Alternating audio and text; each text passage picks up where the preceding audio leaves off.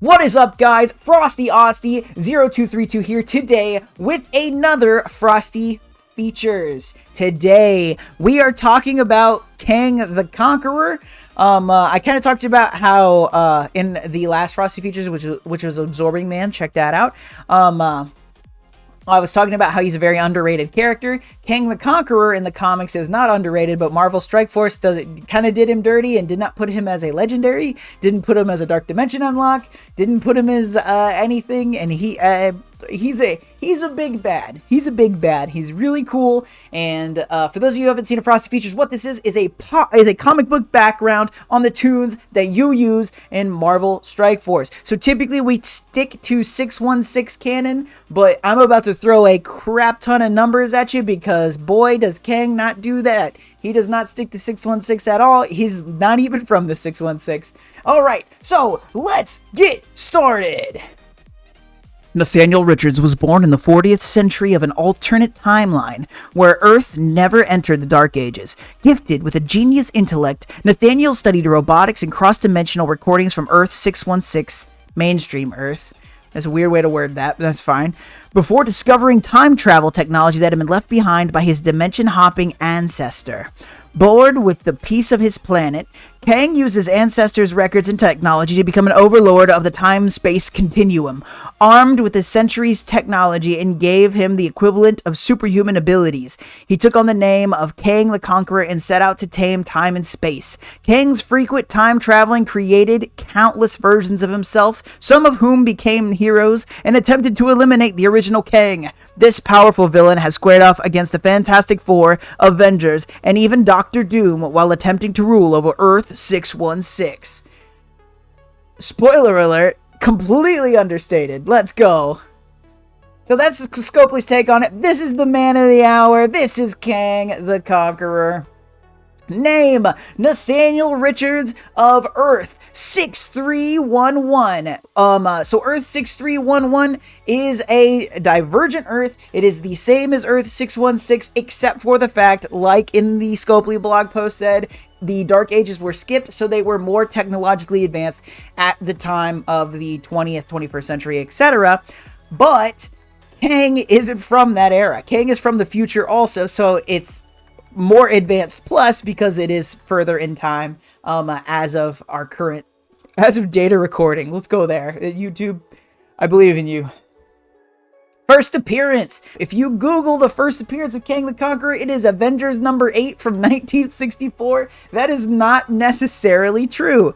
As the blog post said, there are many, many, many versions of Kang. The first version of Kang that is seen in Marvel Comics was from Fantastic Four number 19, 1963, 1 year before Kang the Conqueror shows up. This is because Kang does not go by Kang originally, right? So the first time you actually see the character that is Nathaniel Richards from Earth 6311, it's not explained in the comic, but he's there. He is Rama-tut in Fantastic Four number 19, 1 year before coming out as Kang the Conqueror.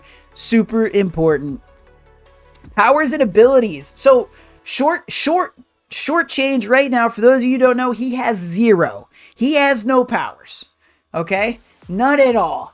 He is a super genius intellect, descendant of Reed Richards, Mr. Fantastic. He is super, super smart, and he used the advanced technology of his time, plus the technology of Nathaniel Richards from Earth 616.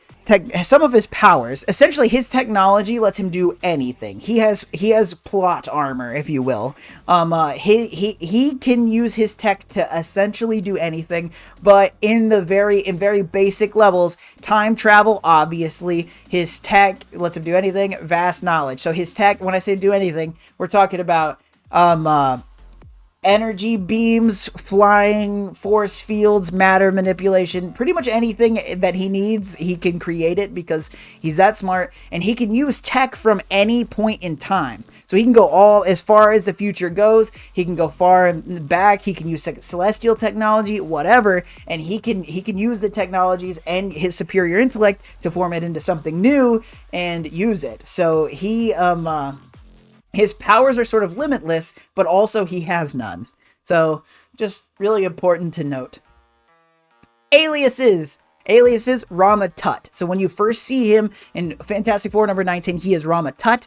Essentially, when Kang gets bored, he goes back to ancient Egypt and he takes up the Rama-tut personality again and again and again. Scarlet Centurion, but when he changes timeline order, he's Rama-tut. And then he decides that he's not going to do that anymore, so he becomes the Scarlet Centurion for a very short period of time. And then after getting his butt whipped, he goes back to his original timeline in 6311, and he becomes Kang the Conqueror, right? So Scarlet Centurion, Immortus. Immortus is...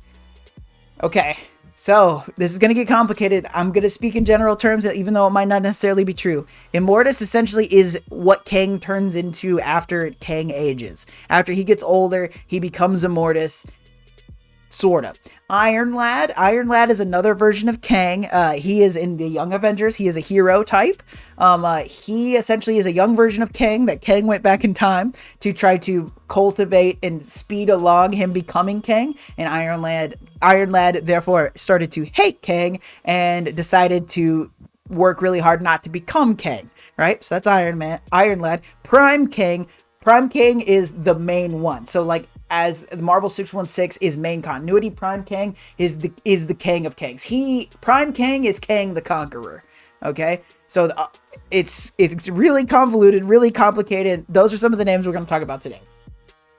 Affiliation: Council of Kangs, Avengers, Chrono Corps. So, Kang essentially, the way he works. He has lots of cool tech stuff, whatever, but the way he works is he plays the long game. He's one of the only villains that really just plays the long game all the time. Every single thing he does, even if it seems like it benefits one party or the other, he's always scheming. Background: 30th century Earth 6311. We're gonna go ahead and start poking fun at Scopely. He is not in the blog post. It says he is born in the 40th century. This is not true at all. He is born in the 30th century. He develops all of his technology and stuff in the 30th century. Then he goes back to ancient Egypt, becomes gets his butt kicked, becomes the Scarlet Centurion, gets his butt kicked. So it's ancient Egypt, and then he goes to the 616 timeline, gets his butt kicked. So it's ancient Egypt, Fantastic Four, butt kicked, regular time kick, Scarlet Centurion, butt kicked by the Avengers, goes back to 6311. But when he goes back, at this point, after he loses to the Avengers, he tries to go back to his timeline in the 30th century, right? But he misses and he goes to the 40th century. So when he goes to the 40th century, this becomes his base of operations. This becomes his home. So Kang the Conqueror as a name comes from the 40th century, 6311, but he's born in the 30th century, 6311. All right, maybe fantastic, maybe dooming. So ancestor, his ancestors actually kind of rock out in a crazy way. For sure, he is fantastic. He's of fantastic blood. He is a Richards way down the line. Ancestor being Reed Richards, therefore also being Nathaniel Richards. But there's also hints that he could be a descendant of Dr. Doom as well, somewhere down the line. There's even a point where he meets Dr. Doom, and they are convinced that they are the same person. Just from different times. Kang, self-hate. Nobody hates Kang more than Kang, okay? So Iron Lad wants to kill Kang. Immortus wants to kill Kang. Kang wants to kill the other Kangs. And Rama-tut also wants to kill other people that are Kangs as well. So nobody hates Kang like Kang. So we're gonna... In a base sense, I want to talk about how this replicating thing works, right? So outside of TVA, Kang is the first time traveler who can travel to different times and not create divergent timelines. He can do that if he so chooses. What normally happens is any time, so this is super important because this is why everything's complicated with Kang, okay? Every time Kang time hops, right? So let's say, for example, he time hops to Earth 616. Every time Kang time hops, he does anything. So he goes there, he goes to Earth 616 and he fights the Avengers or the Defenders or somebody. It doesn't matter. He fights someone. If he wins, then there's an alternate reality version of Kang that's created at the same time where he loses, etc., etc., etc. So ultimately, Kang started spawning just over and over and over, multiple versions of himself. And Marvel realized they wrote themselves into a hole, so then they started doing this mass genocide of Kangs. But the Council of Kangs is made up of these thousands and thousands of Kangs, right? So they tried to more or less identify these very specific versions of Kang so that they could kind of keep like the main Kangs sort of in line, right? To the point where they're pretty much different characters. So, relationships. Nathaniel and Reed Richards are his ancestors. Victor Von Doom is an alleged ancestor. This is not for sure. Rama-tut and Kang 23 is his sons.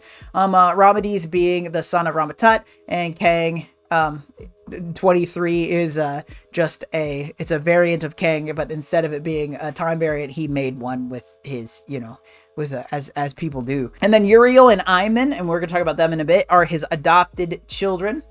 Game of Galaxies. So Game of Galaxies, in the 40th century, where Kang was operating after he became Kang, he fell in love with someone named Ravonna Renslayer, who comes up a lot. So ultimately, a lot of his motivations that you see in the earlier comics are based upon this kind of love. Very kind of similar to Thanos and Death. So Ravonna Renslayer, he loved this lady, and she didn't really reciprocate it right away. This is before Game of Galaxies, so I'm just kind of catching you up. So he kidnaps the Avengers. So as a reminder, this dude can fight the whole Avengers at the same time, right? Because of his technology. But if you get his suit off, you can beat the tar out of him, right? So anyway, he decides, he's like, I'm gonna kidnap this. She doesn't love me, so obviously what I need to do is go to a different universe, like kidnap this legendary team that people have heard about, and then I'm gonna bring him here, and I'm gonna kick the crap out of him in front of her. That way she loves me, because that's how all men get women. So he does so, puts him in front of her, whatever, proves that he's like super strong over her, and she's like, yeah, I don't care about that. And so ultimately the Avengers get out, because this isn't really the point I'm trying to talk about, but the Avengers get out. Stuff happens. There's a coup within his ranks, so he's got a big military, and one of his second in command's like, I'm just gonna go ahead and kill Kang. And then all of a sudden Ravonna jumps in front of Kang, gets shot, and she realizes, oh, I'm dying now. I love you though. Kang's like, no. He sends the Avengers back, and he essentially, so this is all important to Game of Galaxies. I'm sorry, we're not there yet. He's got this girl that loves him or whatever. So she's not dead. She got shot and she's like on the way to death. But what he does really quick is he puts her in like this tube, and he puts her in like a forever stasis, right? So this forever stasis thing, it's very much, if you read DC, it's Mr. Freeze, right? And his wife. It's the same thing. So Kang has a bottle with his wife in it. So he's debating on what to do, because he doesn't know how to fix it, whatever. So he seeks out, and this is where we get to Game of Galaxies. We've made it. He seeks out Game Master, Marvel's Cinematic Universe, Jeff Goldblum. He seeks out the Game Master, and he's like, hey, I need this girl to be healed. What do I do to be healed? And the way the Game Master works is you can essentially make wishes, but you have to beat him in a game. Kang has a team of fighters, and the Game Master brings up a team of fighters, and if Kang wins, he gets the powers of life and death. What ends up happening is he gets the Avengers, of course, right? Because he already stole them before. So he gets the Avengers as his, and the Game Master gets the Marvel version of the Justice League, which is the Squadron Supreme, which at this time I believe they're called the Squadron of Evil. But essentially, there's a Superman character, Hyperion. There's a Green Lantern character, Captain Prism, and there's a Wonder Woman character. Her name's escaping me right now. But anyway, essentially Justice League, and they go and fight. Round one, stalemate, right? It's a draw. And so the Game Master's like, all right, well, since you didn't win, the way this is going to pan out is if you win round two, you can pick life or death. So in the second round, the Avengers come clutch, take out the squadron or whatever, and they win. But due to Kang's undying hate of the Avengers and the banter, etc., the Game Master's like, hey, Grandmaster. I've been saying Game Master. He said, now you have life or death. Kang is mad at the Avengers, and he's like, I'm gonna pick death, and I'm gonna kill all these Avengers. He just totally forgets about Ravonna. He's blinded by his hate. Which, you know, little weak. I don't really know why that was the plot point, but anyway, he decides he's gonna kill the Avengers, whatever. And so the Game Master's like, sweet. Gives him the power of death, and he's like, all right, Avengers, you're gonna die a slow death. But the caveat being, when he stole the Avengers, he was not aware that Black Knight was no longer a part of the Avengers. So as his more or less spell is going on, Black Knight's not effective. So Black Knight just straight up, you know, murks Kang and is like, yo, dude, don't do that to my people. And Kang is defeated by Black Knight, and the Avengers are saved. The end. Game of Galaxies. Woot woot. It's cool. It's fun to read. There's a lot going on. Ravonna ends up dying and coming back in many ways, and they have a relationship and they don't, and it's a whole thing. Next up is the Apocalypse Twins. This sort of ties into MSF right now. The big thing is the Apocalypse Unlock.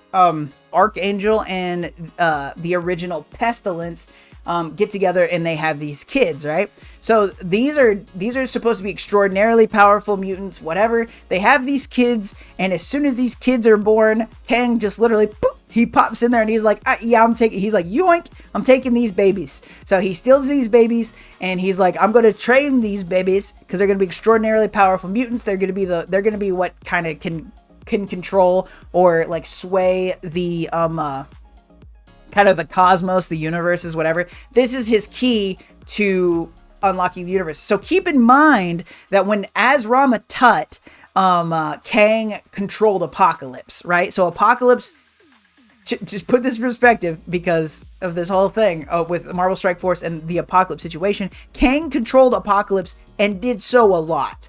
So he was in control of Apocalypse through various different things, through timelines. That's how powerful Kang is. So he runs that show. So this is more recent, and this is him kind of going back on that Apocalypse, and he's like, okay, well, Apocalypse is pretty powerful. These two are going to be the thing. So naturally, he's like, I'm going to raise them as my kids. Two most important things Kang thought his kids should know: humans hate them, and they can't beat him in a fight. Right?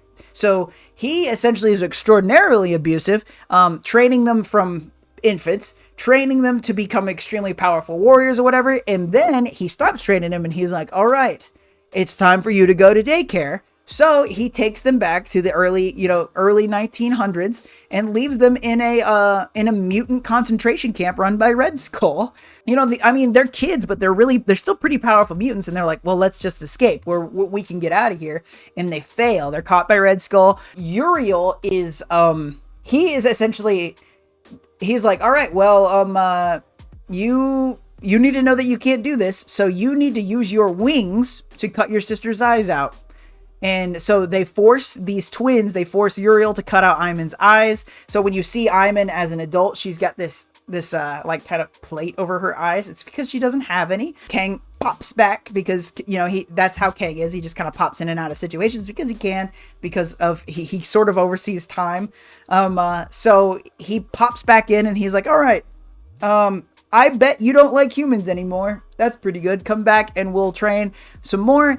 And in that sort of trade-off, but anyway, they escape, and they're like, you know what it's time for? Mutant rapture. So they start destroying universes. Boom, boom, boom, boom, boom. Like, just taking them out. So for those of you who have been to Frosty Features before, we talked about power level. These two are destroying universes, right? So they're taking out universes one by one. And one of them being the universe that Kang is in. So Kang, obviously being Kang, he kind of steps outside of it. So this is also one way to purge a bunch of Kangs. So a lot of Kangs were killed in the process of this. There's a lot of, like I said, Kang genocide in Marvel. The writers are like, there's too many Kangs, we got to bring them down. So after this, they bring it down to this like kind of key like 4 Kangs. So it's Kang Prime, Rama-tut, Iron Lad, and Immortus are the ones that sort of walk out of this. But anyway, all these universes are dying, and Kang Prime is like, all right, I'm not a big fan of how this is panning out. So what he does is he starts popping into these different universes that dying, and he pulls a Thor, he pulls a Strife, he pulls an Iron Man from each of these universes and saves them and creates this Chrono Core. And this is essentially his version of like a bad Avengers, essentially. And they're trying to attack this Tachyon Bridge to get into this universe so that he can kill those Apocalypse twins. All of this to say, he meant for all this to happen. He wants to be able to control the entire universe in the fact that these other universes are down. This actually works out perfectly for him. So the Chrono Core, they come in and they kind of start taking names, start wrecking stuff. They pick up the Earth Prime 616. They pick up that Thor. And so it's a really bad team coming in. They kind of take over the situation. They break the Tachyon Bridge. They sort of start to restore Earth, and then Kang's like, ha ha ha, this was my plan all along, blah blah blah blah blah blah blah. And then what ends up happening, so we talked about self-hate before, pretty much one Kang, if one Kang starts to succeed in whatever their master plan is, another Kang, typically Immortus, shows up to kill that Kang. So Immortus shows up with his own Infinity Watch that he put together. So Infinity Watch, when there is a team where each member of the team has an Infinity Stone, or in the MCU an Infinity Gem, they are the Infinity Watch. That whole thing, to do this, to break down the Tachyon Bridge, they had to kill a Celestial. The Celestial's like bleeding out Celestial energy, and Kang starts absorbing it because he wants to become God, right? So he starts absorbing this stuff, and the whole thing is them trying to stop. They're trying to stop Kang from becoming this god or whatever, and he quote unquote dies, whatever, disappears, does the Kang thing, does the comic book thing, and the universes are restored by, celestial powers, whatever. And so this actually diverged into a different timeline. So they reverse time back to like sort of the beginning of the situation, and so that the 616 timeline can continue. So none of this stuff, it is in continuity, but none of this stuff actually happened. So it's super complicated. So anyway, we actually have one more story we're going to talk about, but we're going to talk about it in the power level stuff. So power level, Marvel Strike Force doesn't care much about power levels because obviously Kang is not a legendary, even though boy is he legendary. So the way this works, if a character is at a multiversal power level, they can end all of reality as we know it, not just one universe at a time, but all of existence at will, right? Universal means that they are a threat to one universe. They can hop to the next and end that universe and hop to another one, etc., etc., etc. Very similar to what I was describing the Apocalypse twins doing before. You may see where this is going. Cosmic.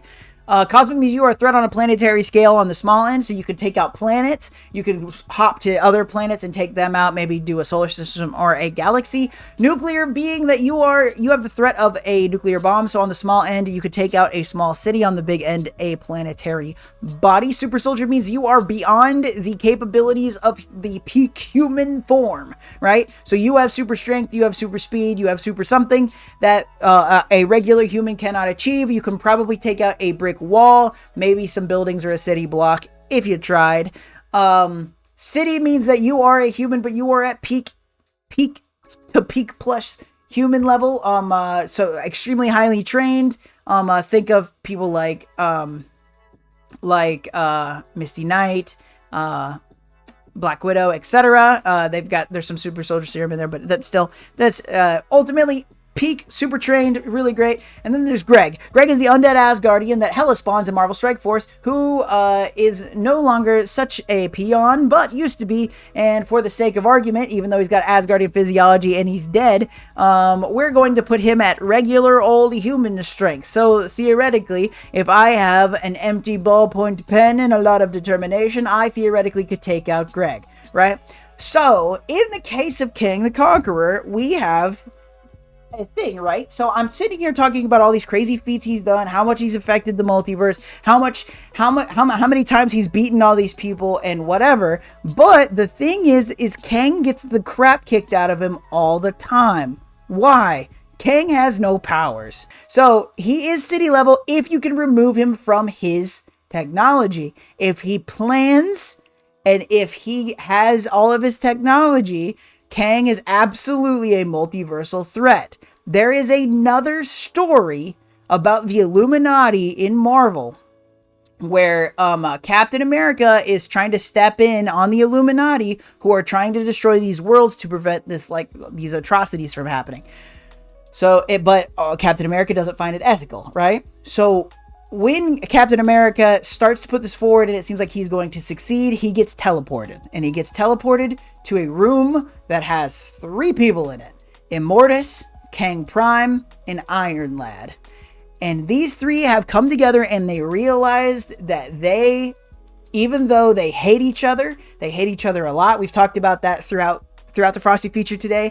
These 3 despise each other more than anything.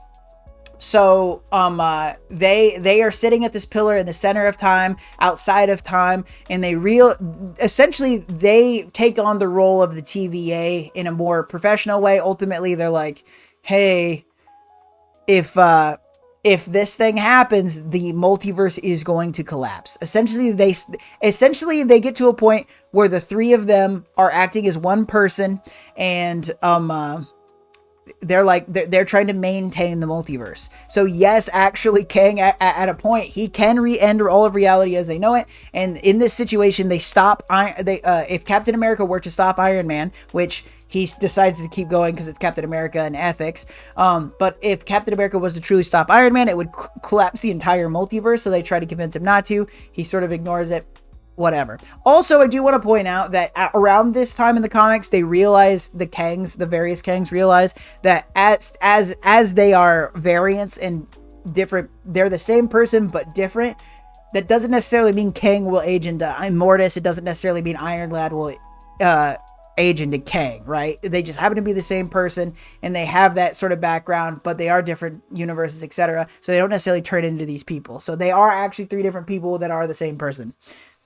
Kang the Conqueror is incredibly powerful. Perhaps one of the most powerful characters that you will be able to use in Marvel Strike Force. And once again, he is not a legendary. He is not a horseman. He is not a big bad. He's not something you unlock in Dark Dimension. He is just another character in the game. So just be aware. So all that to say, according to Scopely, so first off, he was not born in the 40th century of the alternate timeline. He was born in the 30th century. The cross-dimensional recordings, he actually is working off very specifically Nathaniel Richards' stuff that was left behind. Bored with a piece of his planet. Anytime he's bored, he goes back and becomes Rama-tut. Bored people to record the technology, become an overload of space-time continuum. That's his end goal. That doesn't happen based off of the technology he gets from the 30th century. He can access technology from all time. So most of what he's using is from the 40th, so that's still wrong. To give him the equivalent of superhuman abilities. He took on the name of Kang the Conqueror. He did not. He started off, he became Rama-tut, then he became Scarlet Centurion, and then he became Kang the Conqueror in the 40th century. So there's a big gap that we're just kind of missing here. It's extremely generalized. Kang's frequent time traveling, countless versions of himself. This is true, but then they were mass genocided, so now there's really only 4. He is squared off against the Fantastic Four, Avengers, and even Doctor Doom. He has done all of those, as well as different celestial beings and entire universal things, like entire universal entities, right? So not just your basics. And not just to rule over Earth 616, but to rule over everything. He doesn't just want all the he doesn't just want you Earth 616. He wants it all. So, quite frankly, I think that this is an overgeneralization. Some of the stuff in it is actually just wrong, typo or not. So, at the end of the day, they didn't even try. They thought they remembered how that worked, so that then they just wrote it. So, they didn't even try. They could have got a lot more out of Kang. There's a lot more mileage there, as you can see. He's been around for so long, I didn't even touch on a quarter of the stuff that Kang's been involved in. An extremely, extremely important character that is just being absolutely kind of undersold heavily in Marvel Strike Force. But anyway, I look forward to him coming to the game. He's really cool. That is Frosty Features Kang the Conqueror. There's a lot I didn't touch on. There's a lot that could be kind of crazy because of the alternate timelines, Immortus hunting people, Iron Lad kind of going around, all of those things. It's really crazy, but I appreciate y'all sticking with it. But yes, so as a reminder, I stream on Twitch every Sunday at 8 a.m. Central Standard Time at the link above. Be sure to like, comment, subscribe on this. Let me know what your favorite Kang story is. There's so many. Let me know what I missed. Let me know what I got wrong. There's a few things. My Game Master, Grandmaster situation came up, but I think that there's an interchangeable name there, but I could be wrong. Let me know in the comments. Like, share, subscribe. Doesn't cost you anything but a couple of clicks. Follow on Twitch. Same thing. No, just a couple clicks, y'all. Really appreciate it. I hope that you all have a fantastic week. I hope that you all have a great day, and most importantly, y'all, stay cool.